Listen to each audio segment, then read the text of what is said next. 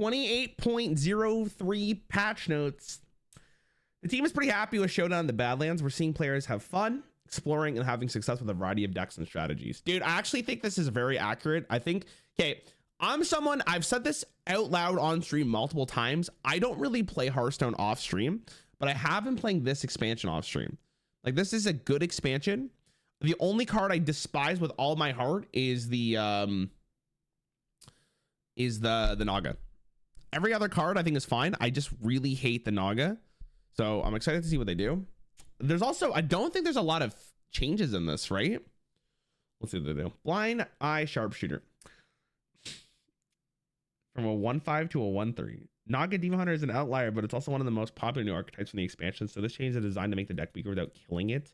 This still gives players a chance to have a fun pop-off turn, but makes it risky for Demon Hunters to go on in early. So there are early game decisions, fewer snowball games. Dude, I don't know, man. Like, I can understand where they're coming from, but I as someone who, like, I'm not in the highest of legends, so people don't generally tempo this card in lower ranks. So I feel like this change is so negligible for most of the player base, because most people won't play this card to tempo out. Like, good players would have played it to tempo out, right? But if you're like someone who's in gold or plat, like, you're gonna play this card when you can just get lethal. And I feel like this is not gonna change the sentiment at all, but in fact, like, you're gonna think to yourself, man, Blizzard really did nothing. Like, that's what I think. I can completely understand this though. Like, you don't want to just outright kill an archetype. I feel like that's bad, because like people built the Naga deck for this card. And in some cases, the 3 health does matter to the 5, but I think for a majority of people, they will not notice this. So if you're one of those people who do not notice this is going to feel bad. 3-mana 1/3 on this card looks really awkward, though. It's very interesting. This means you can't play it on turn 3 and the enemy will do nothing.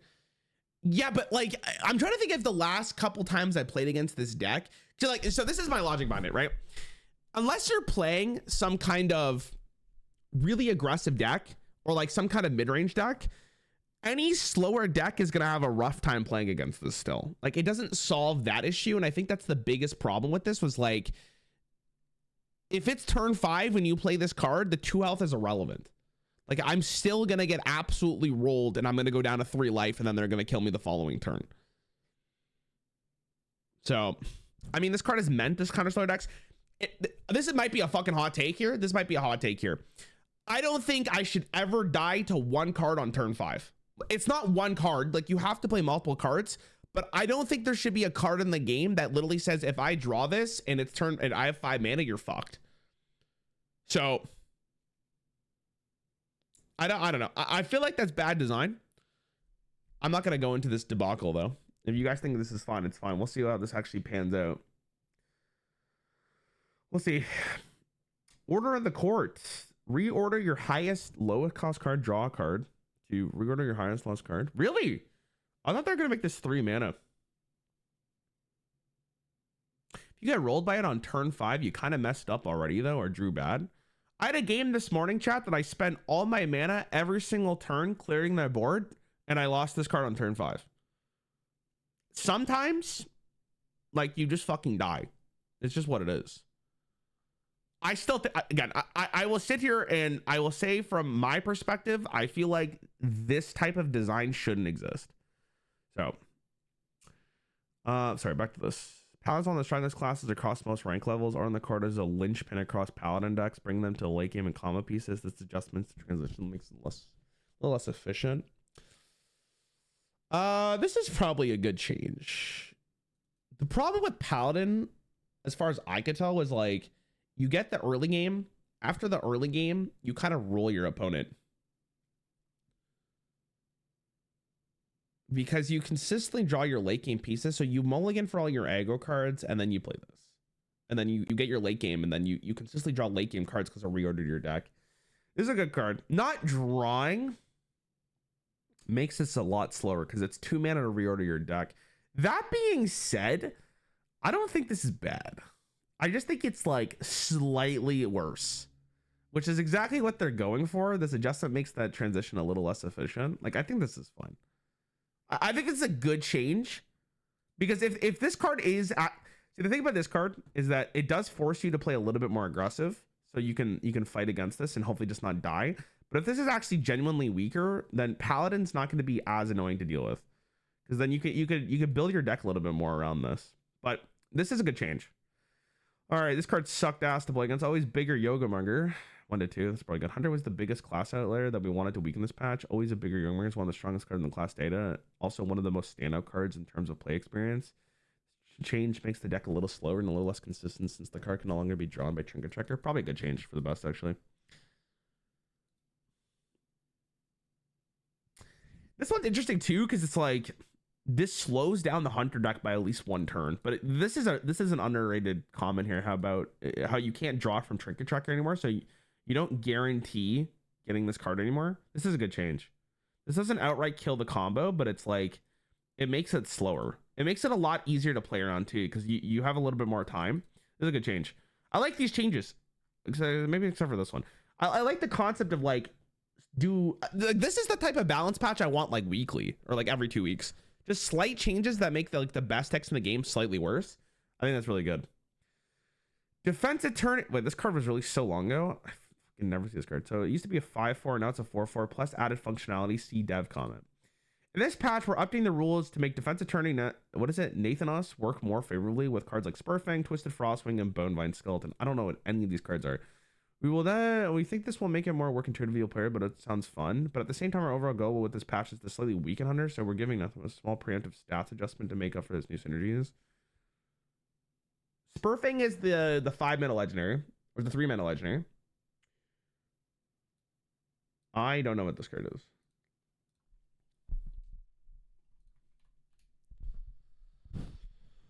Okay. Oh, this is the 4-mana 3/3 thing, right? I see. What does this card do again? Discover a friendly death battle minion that dies. Cadence death run, then trigger it. I mean, whatever. I don't think this really changed anything, but I think the only real reason this card is relevant is because you might put it in your Highlander deck. Isn't that like the only reason? Like, you're not gonna build it on this card, but Highlander is fine. Like, they're just trying to make that, because I feel like for them, like, if you build a Highlander package for Hunter and then you don't genuinely like make it work, it feels bad. So maybe this is rounds the deck out a little bit more so it doesn't feel as bad. That's what it's gonna be. All right, Azerite Snake. So they hot fixed it from 4 to 6. Your hero steals 10 health from the enemy hero. New 4 mana, your hero steals 7 health from the enemy hero. Dev comment. Our last adjustment to Azerite Snake was a temporary fix to the standout play experience outlier. That adjustment and natural meta develops have gone Excavate Warlock to about where we want it to right now.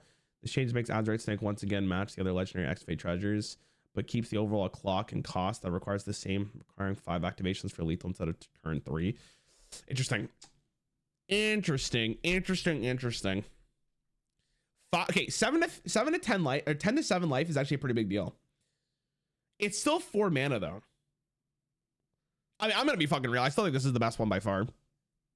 Like, I think the only one that really comes to my mind is the mage one, but the rogue one still sucks. The warrior one's fine, but if your opponent literally has any board clear, it doesn't matter for the most part. I can't even remember what the last one is. Oh, Death Knights. Death Knights is okay. I think it's a big deal though. That's a huge change. It's a huge change.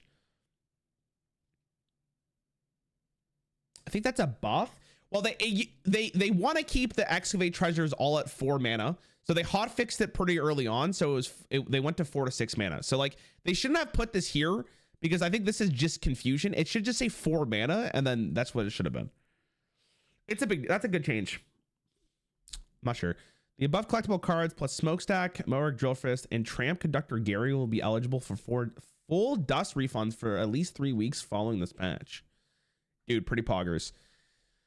Overall, I mean, this is a good change.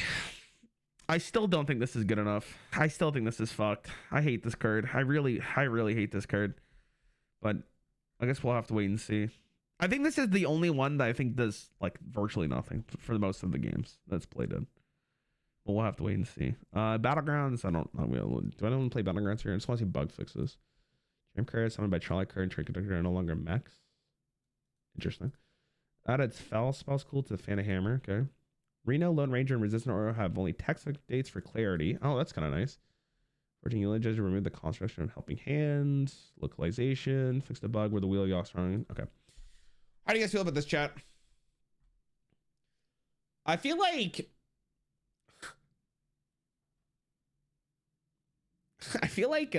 this is fine. I feel like this is fine. I don't think that this is... I don't know. It's whatever. It's fine.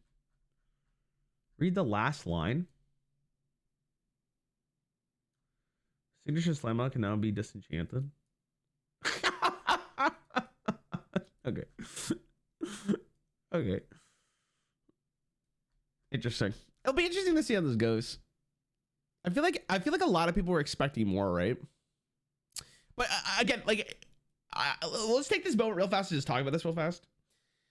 I think it's really hard from a design perspective. And again, people don't, I talked about this yesterday. Like people don't understand how hard it is to make new and exciting things that are good, that are playable and exciting and fun. Like that's a tough task to do in Hearthstone after almost 10 years. So I think it's very smart that if you release an expansion, you don't want to just absolutely outright kill everything that you just released. You want to like slowly like make it worse and worse till like it's not outstanding anymore. I still feel like people are gonna be really upset losing to this, and I feel like this card's still gonna suck ass to play against, but I think it's fine. I think it's fine. I'm under the impression that Hearthstone would be a better game if they did patches every 2 weeks. Like that's my thought process. That would be my thought process. So overall, whatever. It is what it is.